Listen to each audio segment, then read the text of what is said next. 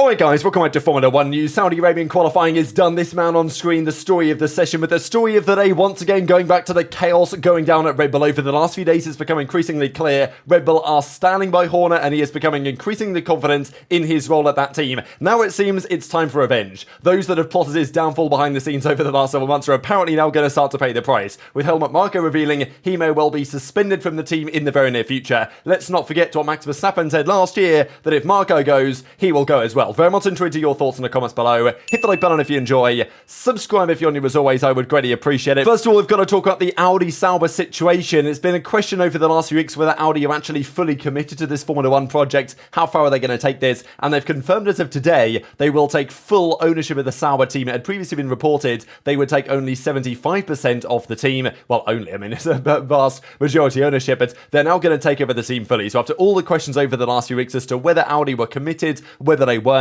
turns out they are. And Audi are coming in, they're going to give it their full go, it seems, from 2026 and beyond. Also a benefit they have for Andreas Seidel, who's going to be the CEO over there, obviously former McLaren guy, but he's going to be working with Audi. There's questions, of course, about Carlos Sainz and his future as a result of that. But also discussion that there's a cost cap adjustment they can get because wages in Switzerland are higher. So there's some sort of adjustment they can get for the new financial rules for 2026 to compensate for that. So I'm sure that other teams might be looking at that and thinking, hang on a second, is that really fair enough? However, we did have today the major story that Carlos Sainz has diagnosed with an appendicitis again. I can't believe this, right? Obviously, Alex Albon, his appendicitis back in 2022 at the Monza Grand Prix, of course, that he stepped out for. Nick de Vries came in, did a good job at Monza. Now, there's doing a good job at Monza and there's doing a good job in Jeddah. And those are very different tracks in terms of danger and commitment to step into on a weekend. And we know that all the implications of the Alex Albon appendicitis have ricocheted through the Formula 1 world for the last 2 years. So I don't know if this instant is going to do the same thing again. Obviously, wishing the best for Carlos here because really tough for this to happen. Of course, we know he was unwell on the Thursday. He soldiered on through practice, but he got worse overnight. His fever got worse and they were like, okay, yeah, we've diagnosed you with this. We've got to operate on it effectively immediately. So that's what they went on to do. But Oliver Bearman, if you guys have followed the channel for a while, you'll know I've talked about this guy quite a lot because I was very impressed when I watched him in Formula 2 last year. And of course, his career even before that was pretty spectacular as well. Ferrari reserve driver, just stuck in on pole yesterday in the Formula 2 category and got the chance here to step up into Formula 1. Crazy story, right? Even Alex Albon was joking around with the reply to Carlos Sainz to say, like, I know a good surgeon if you need, but actually Sainz already got that job done. I'm pretty sure it was confirmed shortly afterwards that, by Ferrari that Carlos is out of surgery. Everything went well, resting at the hospital, so hopefully that continues going forward. But Ollie Bearman, right, youngest ever British Formula 1 driver. He's 18 years and like, I don't know, 10 months of age, something like that. Youngest ever driver for Ferrari. Just an incredible opportunity for Bearman, but also an incredible challenge, right? If there is one circuit on the calendar that is difficult to up in a Formula 1 car, let's not forget, his pole time was a 1:42 in Formula 2. The times they're doing in Formula 1 are like 14 seconds quicker than that. Like, that is a lot to understand. So, as we see here, Max Verstappen, youngest driver in F1 history, that's not going to get broken because of the new rules nowadays. But 17 years, 166 days. If Bearman somehow wins tomorrow, I think actually Verstappen was maybe slightly younger than Bearman is now when Verstappen won the Spanish Grand Prix, but still it would be pretty cool. Okay, Bearman's not going to win the race tomorrow, but you never know. And here's Lance Stroll, by the way, and also Ollie Bearman, the third youngest F1 driver in history. This is a crazy stat. He was born on the 8th of May 2005, makes me feel really old, and that was the same day that this man, Fernando Alonso, achieved second at his home Grand Prix in Spain, of course, going on to win the title that year. So that just goes to show you, also the first ever Formula 1 driver to have not been born during any of Michael Schumacher's World Championships, which is another quite remarkable statistic. And even we have this, the first driver to debut with Ferrari in over 5 decades, since Ottavio Mazzario back in 1972, who I believe went on to qualify P9 and finish P6 in the Grand Prix at that occasion. So we'll see if Bearman can also make steps in the Grand Prix tomorrow. There was also discussion, of course, the fact that Lewis Hamilton was going to be the first driver in like 25 years to be, from Britain in a Ferrari. But Ollie Bearman has taken that crown away from him, very impressively so. And it's difficult to really overstate how much of a big deal this is for Ollie Bearman to step into a Ferrari at Jeddah. Now, we know he likes Jeddah. He said that it's one of his favorite tracks, but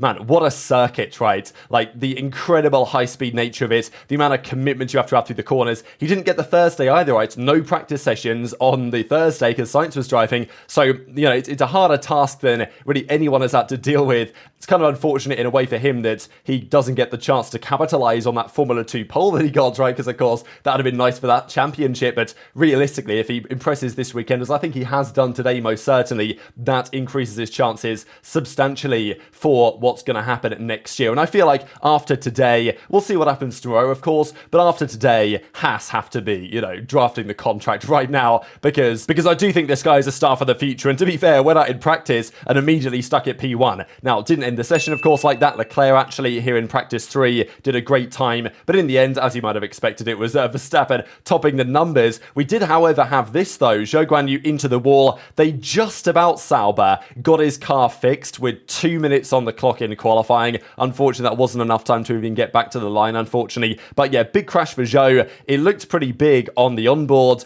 and from the cameras, but it's just incredible how these crashes, the drivers just get out and walk away. Tough scenes for Zhou though, right? Because he's got to impress this year. This is his chance, to be honest. Obviously, he's got the Chinese Grand Prix coming up kind of soon as well, his home Grand Prix. This is his chance to impress because Bottas hasn't been particularly impressive either. Like, Zhou can, if he makes a statement this year, kind of like Tsunoda did today, that we'll dive into, then maybe there's a future for him in the sport. But obviously, that was a tough day. So Verstappen topped FP3, Leclerc, Perez, Russell, Norris, Alonso, etc., etc. Bearman was P10 as well. But of course, qualifying was what really mattered. The Mercedes guys, again, right? Honestly, like, the sessions are very reminiscent right now for the W15 of what the W14 was like last year. Difficult to understand, difficult to set up. Like, the guys are trying all sorts of different stuff in the qualifying sessions, in the practice sessions, certainly the practice sessions, right? Different rear wing setups, all sorts of different setups. You know, they're trying things, trying to find a balance, and we'll see what works out, of course, for them tomorrow. So qualifying gets underway. Mercedes again messing around with things. They put Hamilton back to the lower rear wing setup, and basically the compromise Mercedes had to make was, if they were going to be anywhere near competitive in Sector 2, Sector 3, they had to just sacrifice Sector 1 so hard.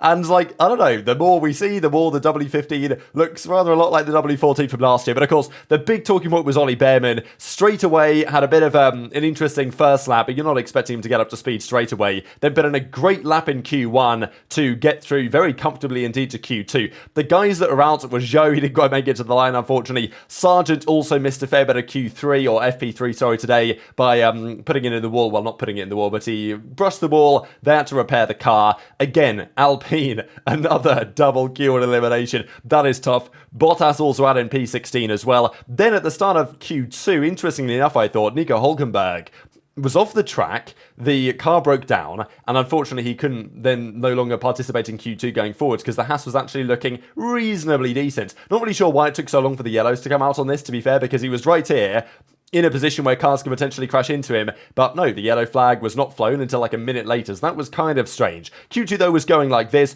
Bearman had, I think he had an instant on his first lap. Look, it's understandable that in that car, given the circumstances, it's going to be difficult to put together consecutive great laps. And we saw him brush the wall here on the exit, or the entry, sorry, to the really fast left-right chicane at the end of the second sector. And he made a bit of a mess of that as well. Almost looked like he was going to be in the wall. Man, what a crazy circuit this is. So Bearman in the end, though, finishes Q2 as following. He nearly put in a final lap good enough to knock out Lewis Hamilton. He was very close to doing so. And I think, honestly, you've got to consider the competitiveness of this field. Yes, Leclerc's P2. Yes, Bearman's P11. But that's like only half a second. And if you think about half a second, what that actually is in terms of, you know, click your fingers or whatever, that is not much time, especially with how competitive the field is today from a qualifying perspective at the very least. So for Bearman to be within half a second of Leclerc, given the fact that we know how good Leclerc is in that car, and there's plenty of other drivers on the grid right now that are consistently half a second behind their teammates in many regards. This is, you know, Bearman's first time, and that, of course, is Leclerc, arguably the best qualifier of the entire grid, right? So I just thought a really impressive session from Ollie. He was very close indeed to knocking out Hamilton, which would have been quite the statement, but of course, you know, who knows what's going to happen tomorrow in the race. I will say for Bearman, if he just survives, not survives, but you know what I mean, if he just gets to the end of the Grand Prix and gets to the checkered flag, then I think that'll be a success in some extent, because this circuit, we know it is, you know, ripe for safety cars, problems like that, hitting it in the wall. We've seen drivers do it many a time, and I think, honestly impressive from Bearman that he didn't do it in qualifying, because it was definitely doable. There were a few sketchy moments, and but when you've got to push to the absolute maximum in a Formula 1 car at Jeddah, and you don't really know what that maximum is, then, you know, it's difficult to always nail it right. So I just thought it a great session, obviously out qualifying Albon, Magnussen, both of the Haas drivers as well. Okay, sure, he's in a Ferrari, but still, I mean, that's a bit of a statement in terms of getting a Formula 1 seat next season, potentially at the Haas outfit. And, you know, he said on the radio to Ricky, super tough out there. I'm sorry, he said, but he seemed to be in good spirits afterwards, right, in his post-qualifying interview.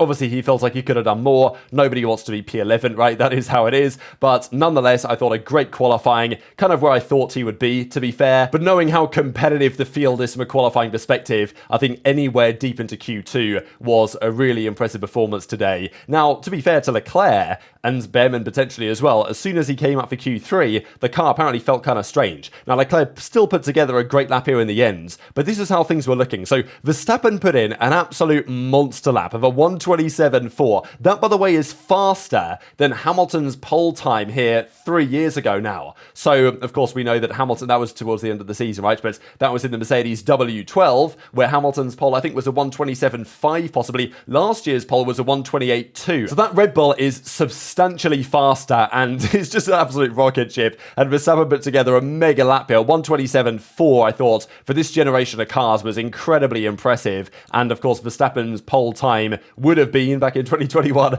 better than that, right? But, of course, he didn't complete the lap. So, again, though, this is what we saw with Hamilton and Russell. Their Sector 1 is just atrocious. Like, they just don't have any confidence in the car. Hamilton was talking about it today as well, that didn't have the car underneath him. Not his best circuit, despite winning in pretty dominant fashion, very controversial fashion, back in 2021. The last 3 years, it's not been a great circuit for Hamilton, really. Of course, you know, 2022 was a disaster here, was out in Q1, I'm pretty sure, right? And barely got a point in the Grand Prix. And last year also wasn't a great qualifying either. So interesting to see that. But nobody really could get close to the Red Bull here. And if that's true in qualifying, then it's certainly going to be true in the Grand Prix, given what we saw about their race pace earlier on. Alonso, by the way, did a great job, but again, it's like Stroll, I think it was a Q1, he put together a great lap towards the ends.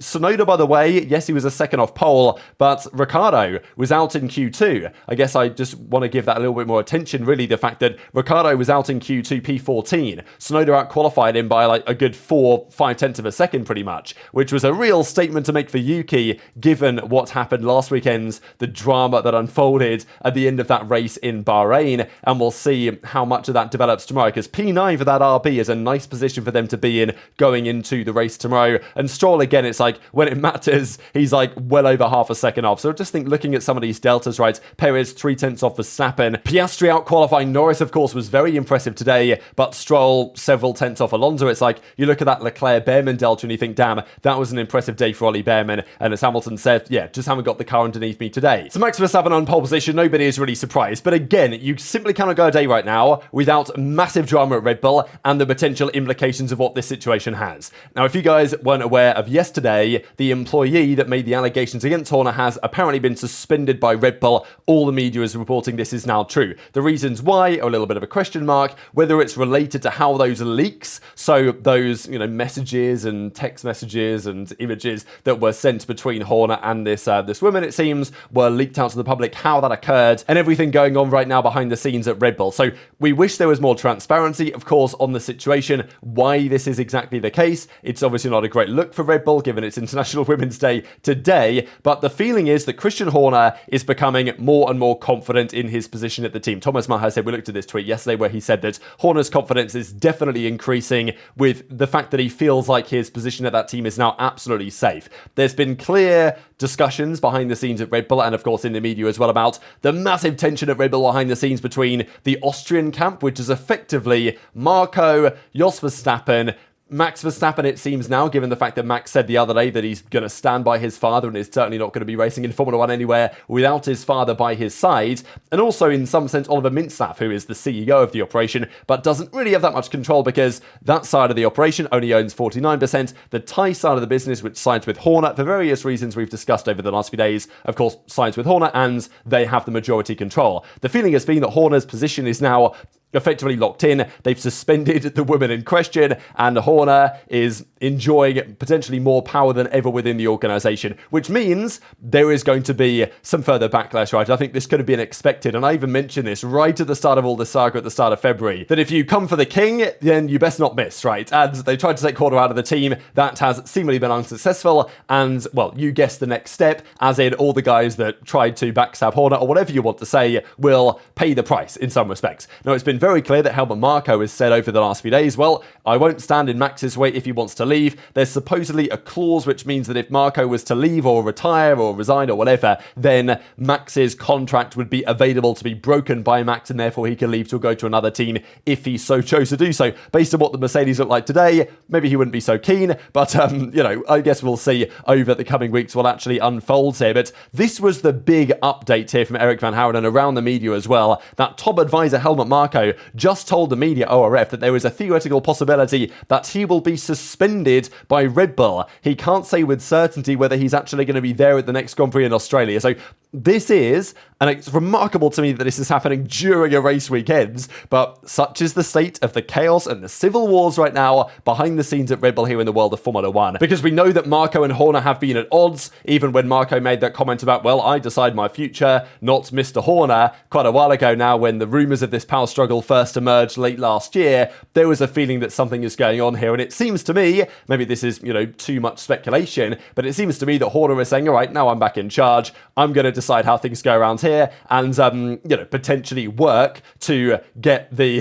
get the rats out of his team, or however he potentially sees it. So Marko said the following to the media: how shall I put it? It's difficult to explain, but in the end I decide what I will do. There is a theoretical possibility though that I will be suspended. It's a complex issue. Again, we want peace in the team. The World Championship will be difficult enough with 24 races. We have to concentrate on that, etc, etc. Max is a strong asset, doesn't want to say too much, but apparently Red Bull have told him not to say too much. Rumours are now emerging that Marko has been ordered by Red Bull to not talk to the media any longer.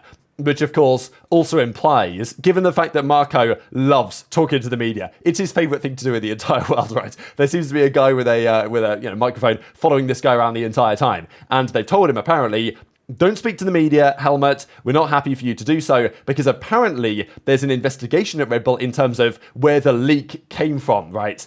And I'm guessing this means those leaked images and text messages, which of course Christian Horner won't be too happy with. So I just look at this here, that Autosport has just actually said that Helmut Marko is subject to an investigation by Red Bull relating to various media leaks that have taken place since it emerged Horner is being investigated. It's not necessarily just the images and everything, but everything else that's happened behind the scenes with, the Max stuff. And there's just been so much over the last few weeks. If he is found guilty of having released confidential information to the media, then he could face disciplinary action. And again, it's one of these things. There's an investigation into Marko. You've got to wonder what the potential reasons behind said investigation are. Are they just saying, oh yeah, Marko, we're just going to, do this investigation to just make sure that you haven't done anything against the rules? Or is the investigation basically saying, yeah, we're going to find a reason to get rid of you, in the same way that may have been the intention with what happened with Horner behind the scenes, but of course he has survived those trials and tribulations. So apparently, despite the fact that Marko was told not to speak to the media, he gave a comment anyway that he might be suspended. And Helmut Marko just continuing to talk to the media and saying to Sky Germany that there'll be talks with Oliver Mintzlaff tomorrow, the CEO, a guy that seemingly Marko gets along well with, and that also depends, though, those talks, on whether Marko wants to continue working there. So, I mean, let's be real, this sounds to me like Marko is gone. Whether this is Horner taking revenge, whether this is Horner bringing the hammer down on those that tried to get him out of the team over the last couple of months, that's how I personally see it. But whatever the case is, it seems like Marko's going to go. And I think we could have seen this coming a mile away if Horner was to stay. But it's happening, I've got to say, rather sooner than I expected. And as Julian Alekesa points out, let's not forget last year that Max Verstappen said that if Marko goes, then he will go as well. So we're going to leave it there for today. Max is on board for tomorrow's Grand Prix and will almost certainly win the Grand Prix. But that does not mean that things will sunshine and rainbows at Red Bull, as we have seen now for a very long time. So very much interested in your thoughts on all this stuff in the comments below. Hit the like button if you enjoyed. Subscribe if you're new as always. I greatly appreciate it. So many new subs on the verge of 45k as well. Love to see it. Thanks for watching. Take care of yourselves. And I will see you next time.